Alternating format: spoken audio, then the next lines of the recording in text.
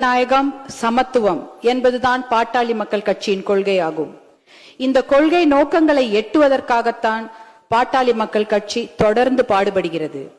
போதையில்லாத தமிழ்நாடு, சமூக நீதி மற்றும் வளர்ச்சியில் சிறந்த புதியதோர் தமிழகம் படைப்போம் என்பதுதான் பாட்டாளி மக்கள் கட்சியின் நிலைப்பாடு ஆகும்.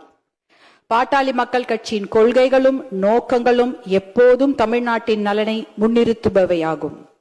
தமிழ்நாட்டில் 69% இட ஒதுக்கீட்டை பாதுகாக்க சமூக நீதி கணக்கெடுப்பு எனப்படும் சாதிவாரி சர்வே நடத்த வேண்டும். அதன் அடிப்படையில் அனைத்து சமூகங்களுக்கும் விகிதாச்சார பிரதிநிதித்துவம் அளிக்கப்பட வேண்டும். பெண்களின் பாதுகாப்பையும் முன்னேற்றத்தையும் உறுதி செய்ய வேண்டும். முழு மதுவிலக்கு மற்றும் போதைப் பொருட்களை முற்றிலுமாக ஒழிக்க வேண்டும்.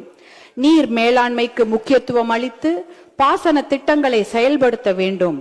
அனைத்து வேளாண் விளை பொருட்களுக்கும் விலை நிர்ணயம் செய்தல், கொள்முதல் செய்யப்படுவதை உறுதி செய்தல், உழவர்களின் வாழ்க்கை தரத்தை உயர்த்துதல், தரமான திறன் சார்ந்த கல்வி இலவசமாக வழங்கப்படுவதை உறுதி செய்தல், இளைஞர்களுக்கு அரசு மற்றும் தனியார் வேலை வாய்ப்புகளை உருவாக்கி வழங்குதல், தனியார் வேலை வாய்ப்புகளில் 80 விழுக்காட்டை தமிழக இளைஞர்களுக்கு வழங்க சட்டம் இயற்றுதல்,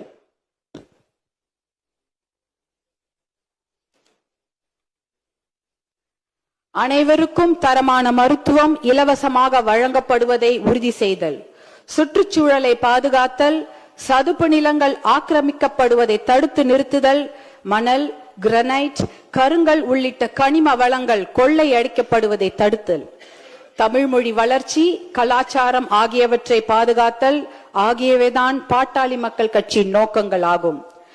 மாண்புமிகு முதலமைச்சர் அவர்கள் தலைமையிலான ஆளுங்கட்சியும் சட்டப்பேரவை தேர்தலுக்கு முன்பாக வெளியிட்ட தேர்தல் அறிக்கையில் பாட்டாளி மக்கள் கட்சியின் கொள்கைகள் நோக்கங்கள் ஆகியவற்றுக்கு ஒத்துப்போகும் வகையில்தான் வாக்குறுதிகளை வழங்கியது.